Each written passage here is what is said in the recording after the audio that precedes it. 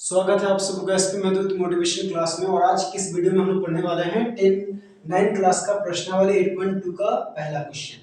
इसके पहले प्रश्नावली 8.1 का अगर आपने वीडियो नहीं देखा है तो लिंक डिस्क्रिप्शन में दिया गया, आप वीडियो जरूर देख लें। और अगर आप इस चैनल पर नए हैं तो इस चैनल को लाइक और सब्सक्राइब जरूर करें ताकि आप तक नई नई वीडियो जल्द से जल्द पहुंच सके। तो देखिए पहला क्वेश्चन क्या है, दी गई आकृति में एबीसीडी एक चतुर्भुज है। ये एबीसीडी क्या है, चतुर्भुज है जिसमें पी क्यू आर और एस क्रमशः भुजाओं A B B C C D तथा डी ए के मध्य बिंदु है। ये जो पी क्यू आर और एस वो भुजा पी का मध्य बिंदु, ए बी का मध्य बिंदु पी है, बी सी का क्यू है, सी डी का आर है और ए डी का एस है। और ए सी क्या दिया गया है, एक विकर्ण दिया गया। तो हमें ये तीन चीज सिद्ध करना। पहला क्या है, एस आर समांतर ए सी। ये जो एस आर है उसको ए सी के समांतर दिखाना है और उसको एस आर को ए सी का आधा दिखाना है। फिर क्या दिखाना है, पी क्यू बराबर एस आर, ये पी क्यू को एस आर के बराबर दिखाना है। और सी नंबर में क्या दिखाना है, पी क्यू आर एस एक समांतर चतुर्भुज है, यानी कि ये अंदर का चतुर्भुज क्या है, एक समांतर चतुर्भुज। तो देखिए यहाँ पे हमें क्या दिया है, तो क्या दिया है, एबीसीडी एक चतुर्भुज है।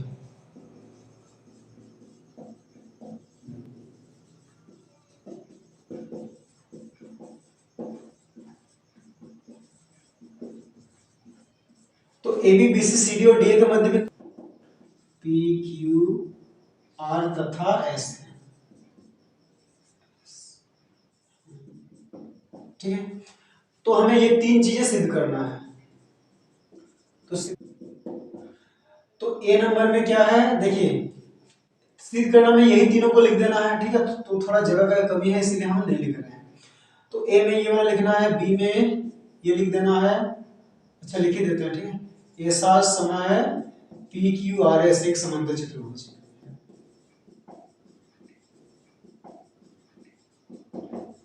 ठीक है। तो ये हमें तीन चीजें सिद्ध करनी है। तो देखिए प्रमाण, सबसे पहले ए नंबर करते हैं। तो देखिए एस आर को एसी के समांतर दिखाना है और एसी का आधा दिखाना है। तो देखिए हम सबसे पहले काम करेंगे त्रिभुज एसीडी में, त्रिभुज एसीडी में। तो एसीडी में क्या होगा, अच्छा इसको दो भाग में बांट लेते हैं। तो देखिए एसीडी में क्या है, एसी का मध्य बिंदु एस है और सीडी का मध्य बिंदु आर है। तो हम जानते हैं कि एक त्रिभुज में दो भुजाओं के मध्य बिंदु को मिलाने वाला जो रेखाखंड होता है वो तीसरी भुजा के समांतर होता है और उसका आधा होता है। तो त्रिभुज एसीडी में क्या है, चूंकि एडी का मध्य बिंदु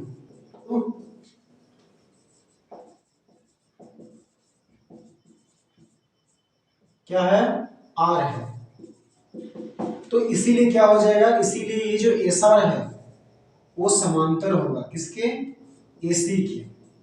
और एस आर जो है एसी का आधा होगा, एस आर बराबर 1/2 एसी। तो ये कौन से नियम से आया, मध्य बिंदु प्रमेय से, मध्य बिंदु। तो ये एक नंबर हमारा क्या हो गया, प्रूफ हो गया, ठीक है।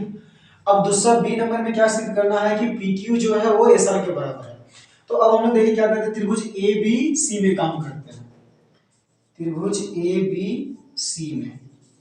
तो इसमें भी वही करते हैं। देखिए ए बी का मध्य बिंदु क्या है, पी, और बी सी का मध्य बिंदु क्यू है। तो यहां पे भी लिखते हैं चूंकि ए बी का मध्य बिंदु पी तथा बी सी का मध्य बिंदु क्या है, क्यू है, क्यू है। तो इसीलिए हमें यहाँ पे क्या मिलेगा, देखिए इस त्रिभुज में इसका मध्य बिंदु पी, इसका क्यू है, तो इसीलिए हमें क्या मिलेगा, पी क्यू समांतर एसी। इसलिए पी क्यू जो है वो समांतर होगा एसी के, तथा पी क्यू क्या होगा, और एसी का आधा भी होगा, पी क्यू बराबर होगा 1/2 एसी। तो ये भी किससे, मध्य बिंदु प्रमेय से, ठीक है। इसको हम क्या करते हैं, समीकरण 1 मान लेते हैं। अब देखिए ए नंबर में हमने क्या प्रूव किए हैं, और समीकरण 1 को देखिए ध्यान से, ठीक है। तो लिखेंगे ए तथा समीकरण 1 से, ठीक है।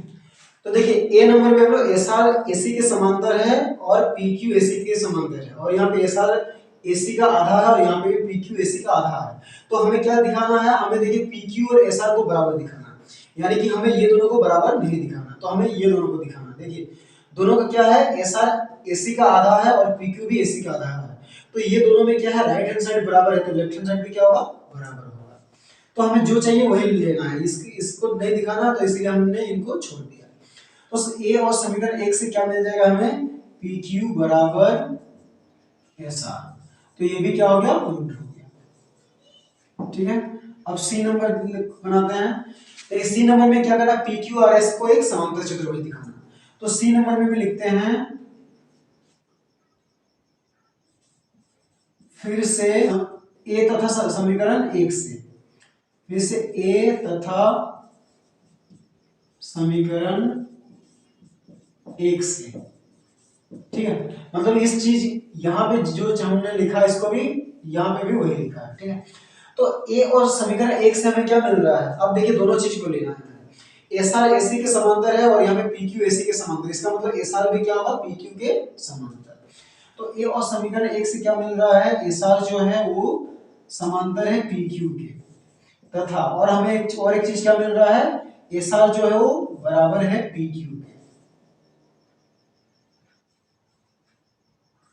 ठीक है, तो देखिए अब इस त्रिभुज में पी क्यू आर एस में क्या है, ये एस आर और पी क्यू आपस में समांतर भी है और बराबर भी है। तो हम जानते हैं कि एक चतुर्भुज में अगर कोई दो भुज आपस में बराबर भी हो और समांतर भी हो तो वो एक समांतर चतुर्भुज ही होता है। तो ए और दो समीकरण 1 से ये चीज मिल गया, यानी कि पी क्यू आर एस से क्या है, समांतर चतुर्भुज है। तो इसीलिए पी क्यू आर एस एक समांतर, तो ये भी क्या हो गया, प्रूव्ड हो गया। ठीक है, बहुत आसान क्वेश्चन है। तो चलिए अब हम लोग क्वेश्चन नंबर 2 बनाते हैं। क्वेश्चन थोड़ा बड़ा है इसलिए हमने नहीं लिखा और इसका आंसर भी थोड़ा बड़ा होगा। ठीक है, तो देखो 2 नंबर क्या है, एबीसीडी एक समचतुर्भुज है। एबीसीडी एक समचतुर्भुज है यानी इसकी सभी भुजाएं क्या है, बराबर है।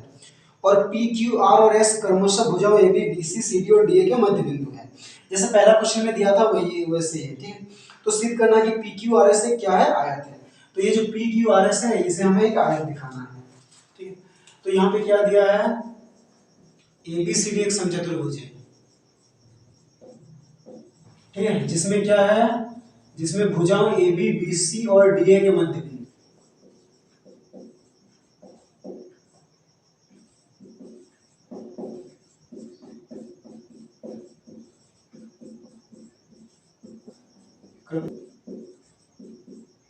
एस।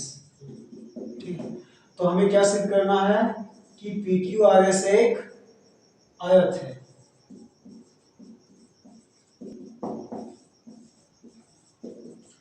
तो रचना में हम क्या करते हैं, ए से सी को मिलाते हैं और बी से हम क्या करते हैं, डी को मिलाते हैं। ठीक है, और यहाँ जहां पे कट रहे हैं यहाँ पे ओ नाम देते हैं और यहाँ पे ई नाम देते हैं और यहाँ पे एफ। ठीक है, तो रचना में हमने क्या किए, ए सी तथा बी डी को मिलाया। ठीक है, इसको हम दो भाग में बांट लेते हैं। तो देखिए सबसे पहले हमें क्या करते हैं, त्रिभुज एसीडी में, त्रिभुज एसीडी में एक नंबर में जैसे हमने किया था वैसे करेंगे कि लिखेंगे क्या, चूंकि एडी का मध्य बिंदु एस एस तथा डीसी का मध्य बिंदु क्या है, आर है।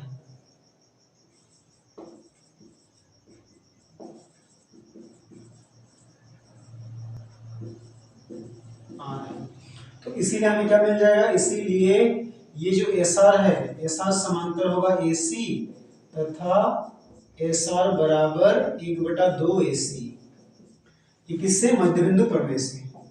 अब ठीक इसी तरह क्या होगा, त्रिभुज ए बी सी में हमें क्या मिलेगा, पी क्यू जो है वो ए सी के समांतर मिलेगा और उसका आधा मिलेगा।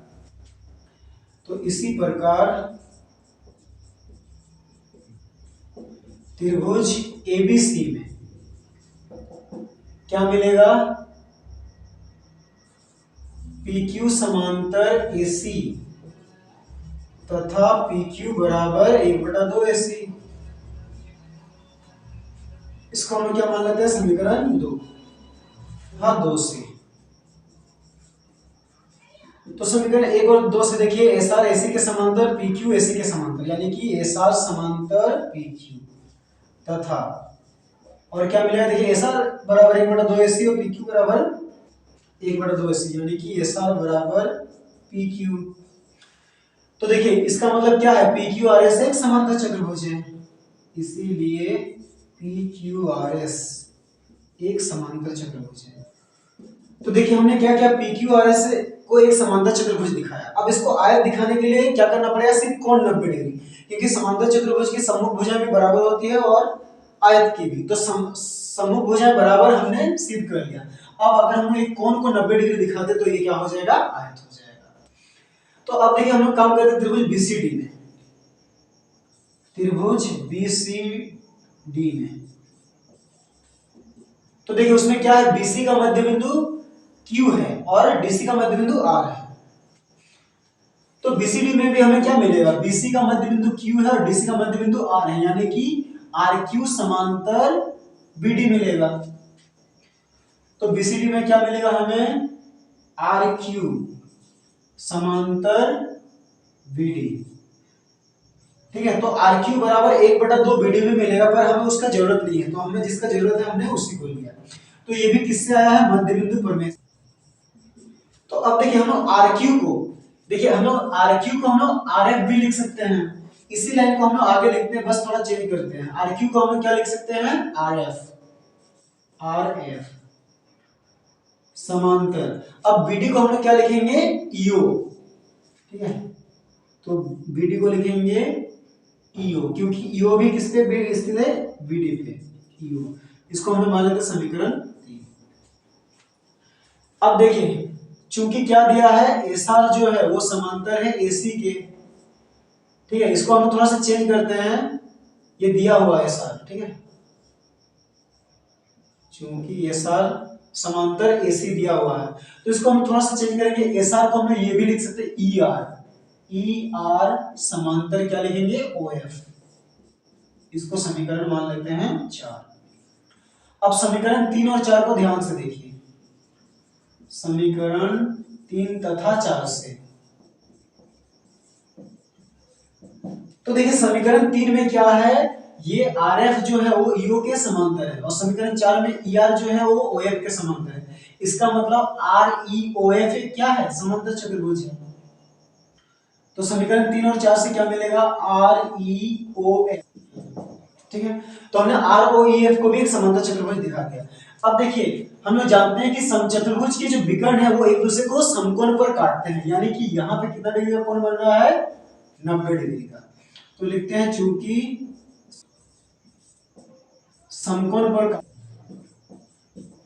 ठीक है, तो इसका मतलब क्या है, O पे 90 डिग्री का कोण बन रहा है, और हमने REOF को एक समांतर चतुर्भुज दिखाया है। तो ये जो O है वो R का क्या है, सम्मुख कोण है, यानी कि ये 90 डिग्री है तो ये भी 90 डिग्री। तो इसीलिए क्या हो जाएगा, एंगल R जो है वो बराबर होगा एंगल EOF के। किससे, समांतर चतुर्भुज के सम्मुख कोण, या फिर, ठीक है। तो एंगल R इक्वल टू कितना हो गया, EOF कितना है, 90 डिग्री। तो देखिए हमने क्या किया है, ये भुजा इसके बराबर, ये भुजा इसके समांतर दिखा दिए हैं। अब ये कोण 90 है तो इसका सम्मुख ये है, ये भी 90, और रेखीय युग्म से अगर ये कोण निकालेंगे तो ये भी क्या आएगा, 90। तो इसका मतलब क्या है, PQRS भी एक समांतर चतुर्भुज, एक आयत है। क्या है, चूंकि PQRS एक समांतर चतुर्भुज है, हम लोग पहले सिद्ध कर चुके हैं। आ गए 90, R कितना आ गया, 90 डिग्री। तो इसीलिए क्या हो जाएगा, अतः एक PQRS एक आयत है। तो PQRS एक आयत है।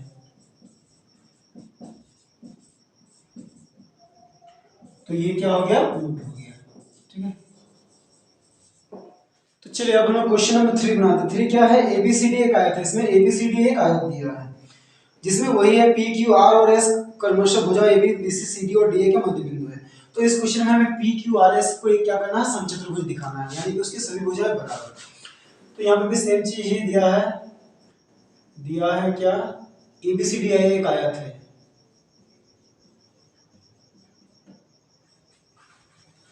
जिसमें भुजाओं AB BC CD तथा AD के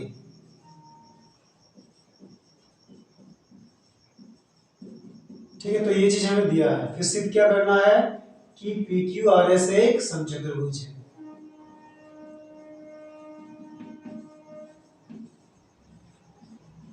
A से C को AC और BD को मिलाते हैं, AC तथा BD को मिला है। ठीक है,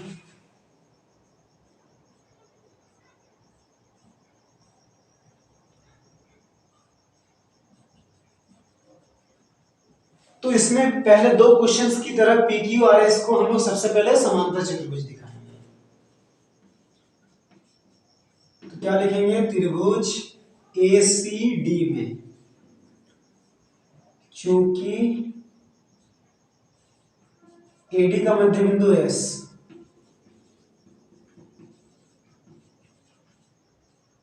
S तथा क्या है, DC का मध्य बिंदु R है।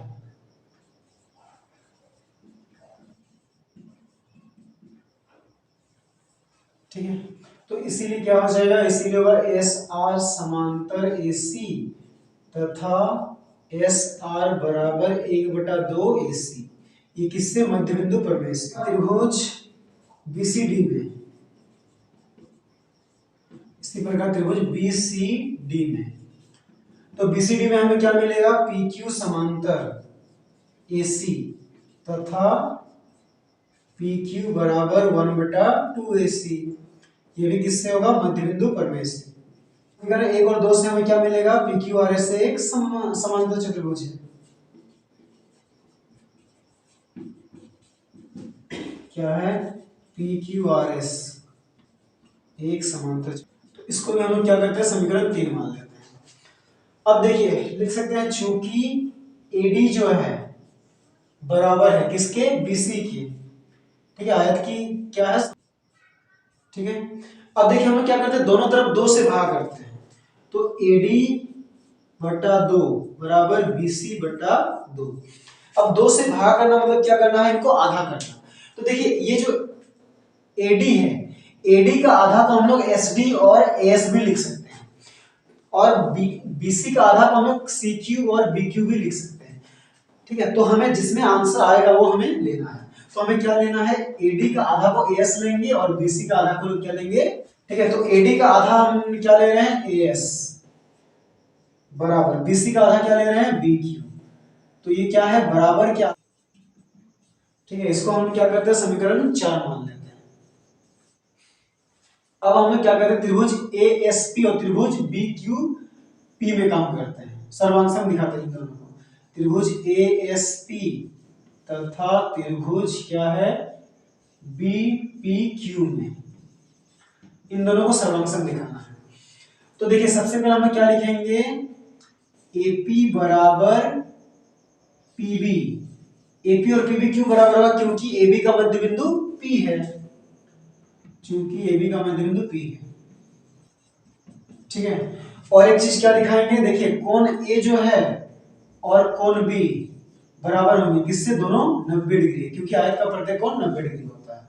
और एक चीज देखिए, AS इक्वल टू क्या हो जाएगा, BQ। ये कहां से, समीकरण 4 से।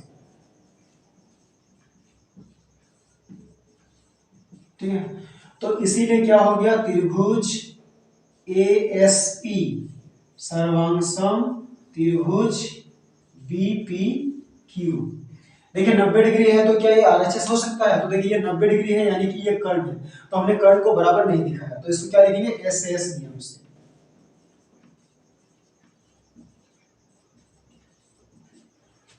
ठीक है, तो इसीलिए हम लोग क्या लिख सकते हैं, इसीलिए SP इक्वल टू PQ लिख सकते हैं, किससे, CPCT से। इसको मान लेते हैं समीकरण 5। ठीक है, अब ध्यान दीजिए समीकरण 3 को और 5 को। समीकरण 3 में क्या है, PQRS एक समांतर चतुर्भुज है, यानी कि सम्मुख भुजाएं बराबर है। और समीकरण 5 में हमने क्या दिखाया, ये आसन भुजा बराबर है। इसका मतलब क्या है, इस चतुर्भुज की सभी भुजाएं बराबर होंगी, तो इसीलिए ये क्या है, समचतुर्भुज है। तो समीकरण 3 तथा 5 से, ठीक है, क्या हो जाएगा, PQ बराबर QR बराबर SR बराबर SP। तो इसीलिए PQRS से क्या है, समचतुर्भुज है। अतः PQRS, तो ये क्या हो गया, रूट हो गया।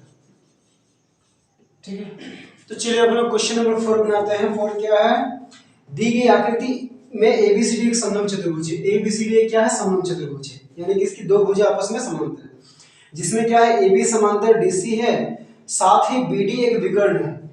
तो BD इसका एक क्या है, विकर्ण है, और E भुजा AB का मध्य बिंदु, AD का मध्य बिंदु, AD का मध्य बिंदु क्या है, E है।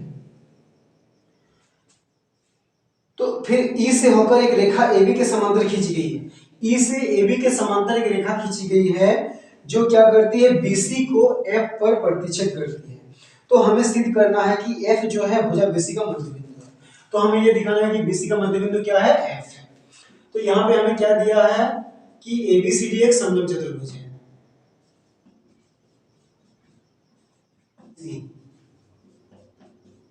DC है तथा और क्या है, और देखिए AD का मध्य बिंदु E है तथा AD का मध्य, और क्या दिया है, और देखिए ये जो EF है वो AB के समांतर है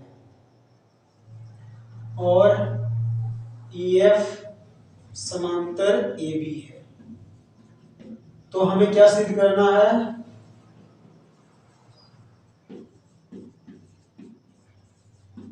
कि BC का मध्य बिंदु F है, या फिर F BC का मध्य बिंदु है, F। तो देखिए हम लोग मान लेते हैं कि ये जो EF है वो BD को O बिंदु पर प्रतिच्छेद करती है। ठीक है,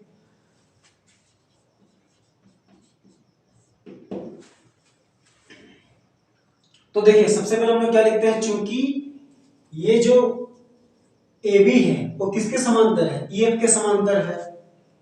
ठीक है, तो लिखते हैं चूंकि AB या फिर EF जो है AB के समांतर है, AB समांतर EF, ये कहाँ है, दिया है।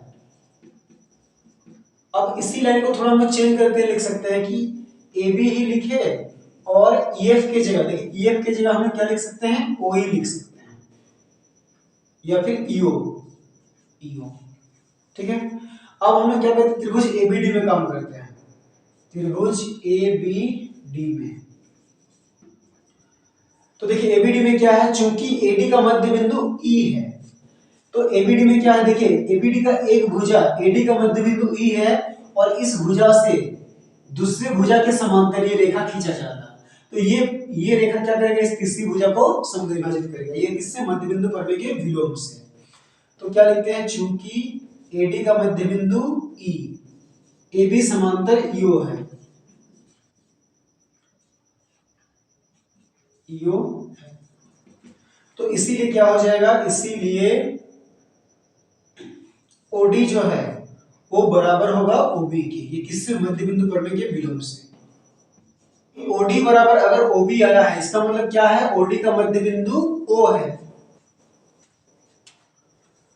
इसीलिए O भुजा क्या है, OD का OB BD का मध्य बिंदु है, O जो है वो भुजा BD का मध्य बिंदु है।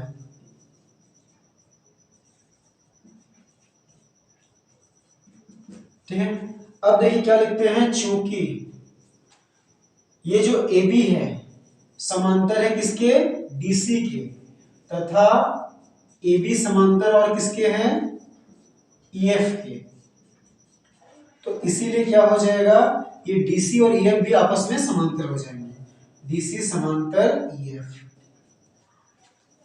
ठीक है, तो अब इसको थोड़ा चेंज करके लिखते हैं, या करके DC की जगह DC लिखेंगे, EF की जगह हम लोग क्या लिखेंगे, OF लिखेंगे, तो OF। अब हम लोग क्या करेंगे, त्रिभुज BCD में काम करेंगे, त्रिभुज BCD में। तो BCD में देखिए क्या है, BD का मध्य बिंदु O है और OF समांतर DC है, यानी कि CF और BF क्या होगा, बराबर होगा, ये भी मध्य बिंदु प्रमेय के विलोम से। तो लिखेंगे चूंकि क्या है, BD का मध्य बिंदु क्या हो जाएगा, इसीलिए ये जो CF है वो बराबर होगा BF के, किससे, मध्य बिंदु प्रमेय के विलोम से। तो क्या है, एफ जो है बीसी का मध्य बिंदु है, तो लिखेंगे अतः एफ भुजा बीसी का मध्य बिंदु है।